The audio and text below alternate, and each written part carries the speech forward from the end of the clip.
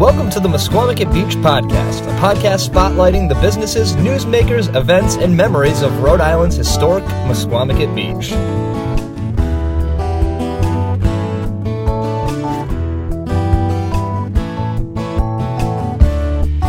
Hello, everybody. Welcome back to the Misquamicut Beach Podcast. My name is Ben Barber. I'm your host for the show, one of the producers of the show. And welcome to 2019. It's going to be a great year for the beach. And that beach season doesn't start for a little while, but the NBA activities do start on February 1st with the annual Luau fundraiser. And here to talk to me about the Luau fundraiser is Rebecca Colucci. How are you? I'm great. Thank you very much. I got your name right? Yes, you did. I didn't clarify it before. I was so confident. I've talked to you before. I feel like we're old friends. So anyway, we are in the NBA studio, the NBA office, which is a little less glamorous than last time I talked to you. That is correct. Which was on the beautiful beach. Sunny day. Yeah, it was a gorgeous sunny day beachside at the Andrea. You are the owner of the Andrea. Correct. As well as a member of the board of the NBA, or how did you get roped into, being one of the three people kind of heading the luau? Oh, I think when the NBA first started, me and Caswell were right at the start of it all. So I've been with the NBA this is our 14-year luau, and this is also our, the NBA's. So the luau has been all 14 years. Correct. Oh wow, I didn't know that. So why a luau? It was just we wanted to have a beachy themed event in the middle of winter, so why not a luau? I agree. I'm excited about a luau. I've never been. This will be my first one. Yeah. So it's February 1st. Correct. Why do you start so early? I think it's just the business owners have time in the winter to plan an event and host an event and see all of each other, and we get excited for the upcoming season, talk to each other. It's just a nice way to get everyone out that supports Misquamicut in the middle of winter. Yeah. And it's at Venice, right? It is at Venice, which is great because they have the hotel rooms. So we have a lot of cottage owners that come down to support the event, but their cottages are already closed up for the season. So they'll stay at the Winnipeg Inn and come to the event. Oh, that's really great. Mm-hmm. So like what am I, so this is my first luau that I'm going to. What am I to expect going to this luau? Like, how do you make a luau in February?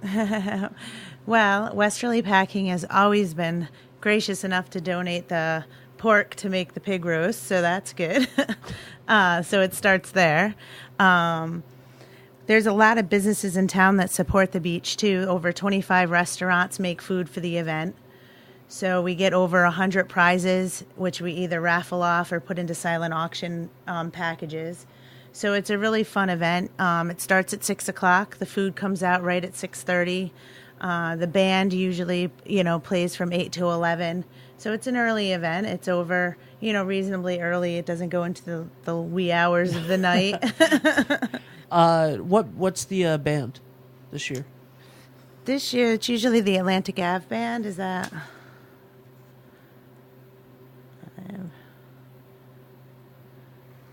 The Atlantic, so who, I have not talked to the Atlantic Ave Band yet.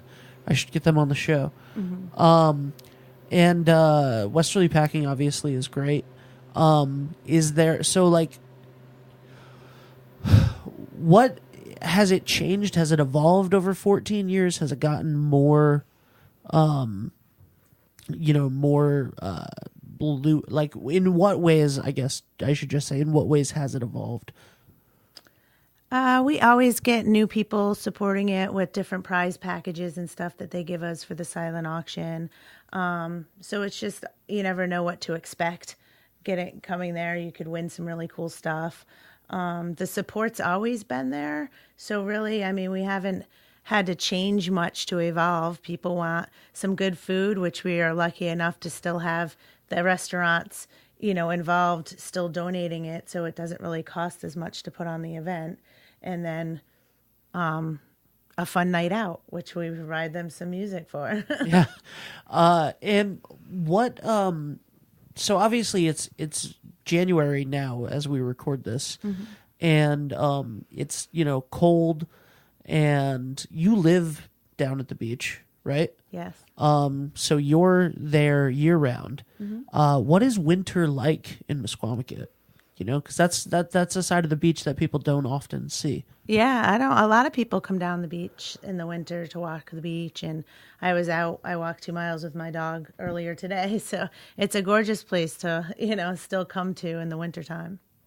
I drove down, I had to get a bunch of stuff on my car fixed last week, so I had a loaner car that was really nice, and they called me the next morning and they were like, well, it's going to be a couple days, and the first thing I was like, all right, I have this nice car. What am I going to do? The first thing that I did was went down to the beach, and the ocean is so beautiful in the winter. Like I don't know. There's something about the fact that it's not busy and it's gorgeous, for sure. and the weather's been clear.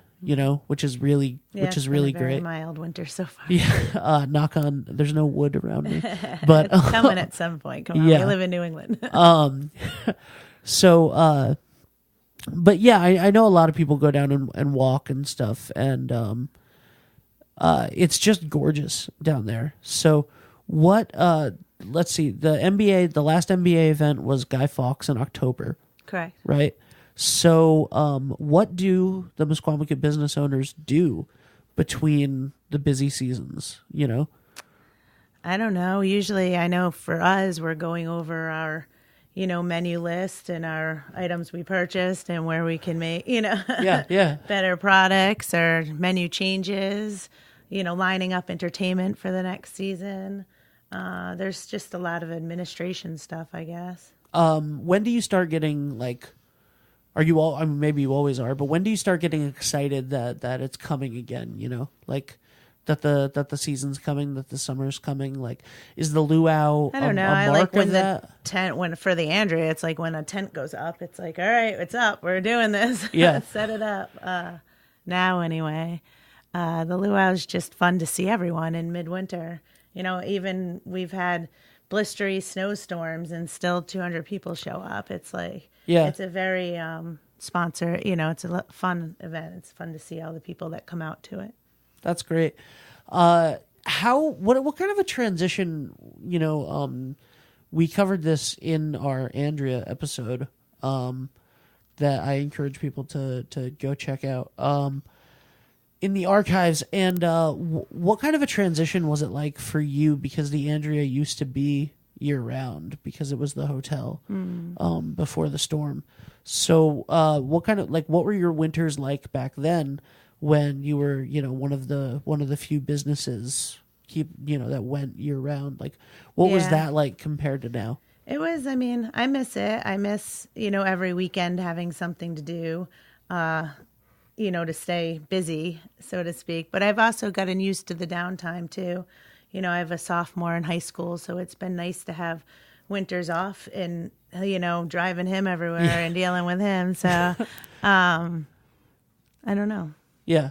And I think it's just life. You got to make transitions, Yeah, definitely.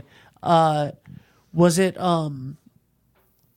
so what about, have you been in charge of the luau for the entire 14 years? The whole board, really, it's a collective thing. So everyone, pulls their weight and gets, the donations brought in and all that stuff, selling tickets and now when we went to do when we proposed doing the show about the luau, we talked about Caswell and I talked about it, and he said that there were 3 people that I had to get on the show.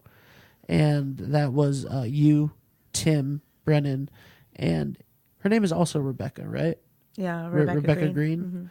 So do the 3 of you, when do you guys start? Do you work together? When do you start planning stuff? I think we've just kind of all taken over different roles, in the luau planning and just all doing it seems to work. We're never stepping on each other's toes or like wrapping stuff up. Tim takes care of putting out all the food. So when I get restaurants to donate food, I'll text him and say, these restaurants are donating food. Me and Rebecca kind of pull all the raffle and silent auction items together and package them up into whatever deals, we want to put them on. Yeah.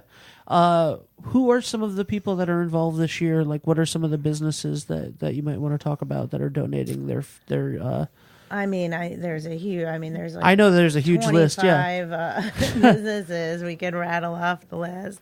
Applebee's, Belknap Fruit, Casa Colucci, Cece's, Cleats, Cold Stone Creamery, Cook Goose, D'Angelo's, Dell's, Duns Corners Pizza, Duns Corners Market, Hilltop, Junk and Java, Malted Barley, Mel's Downtown Creamery, Subway, Two Little Fish, U.S. Foods, Venice, Vesta Bakery, Westerly Packing, Subway, Coal Fire Pizza, and Watch Hill Catering. So you can see it's all Westerly businesses, which are great.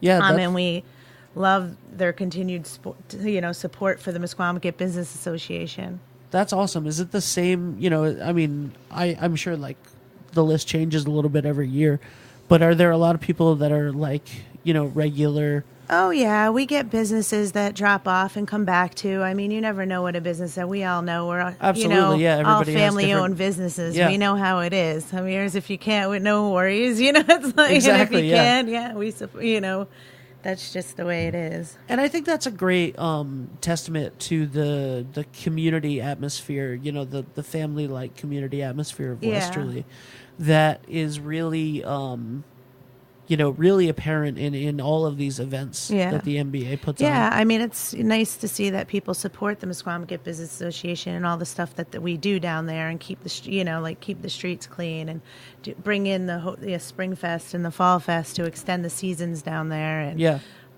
all the events through the summertime. Right. Absolutely. Speaking of Spring Fest and Fall Fest and all of that stuff, what was your favorite event that happened in 2018?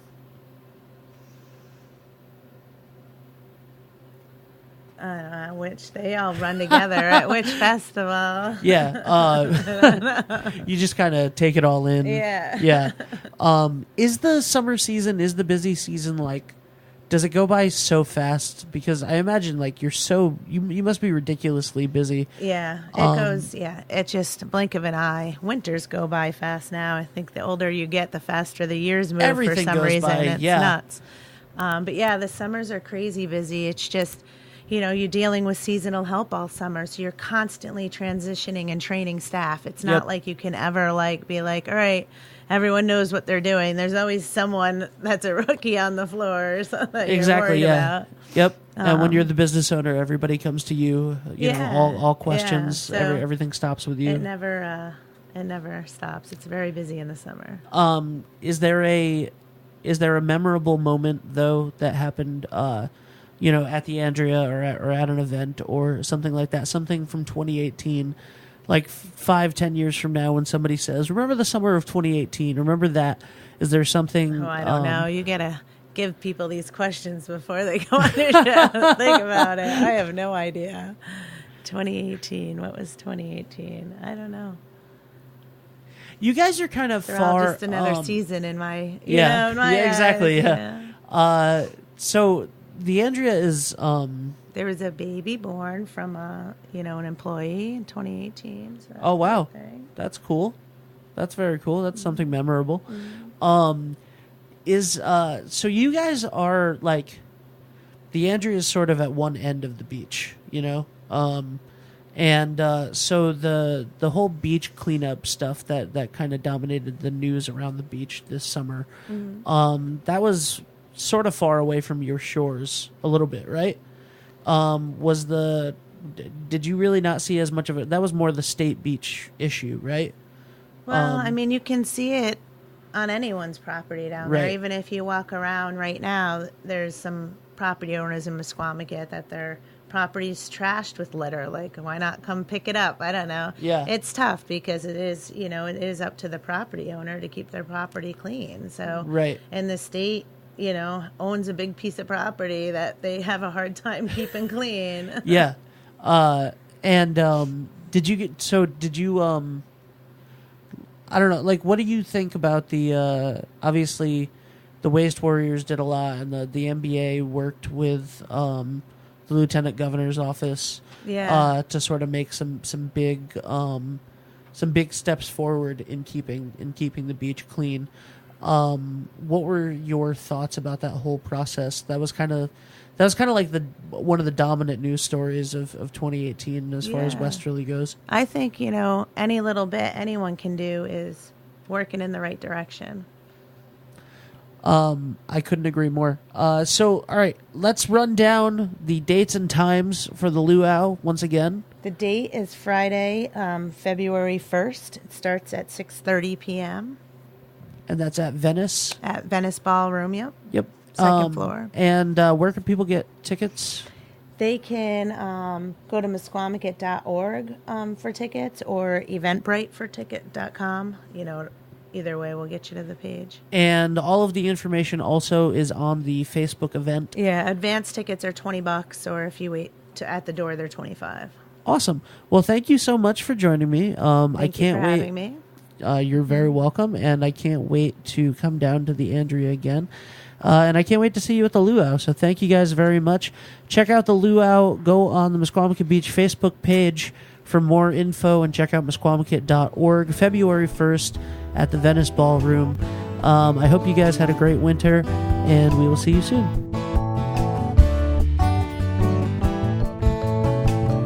For more information on the events and businesses in Misquamicut Beach, make sure to follow us on Facebook, Twitter, and at Misquamicut.org.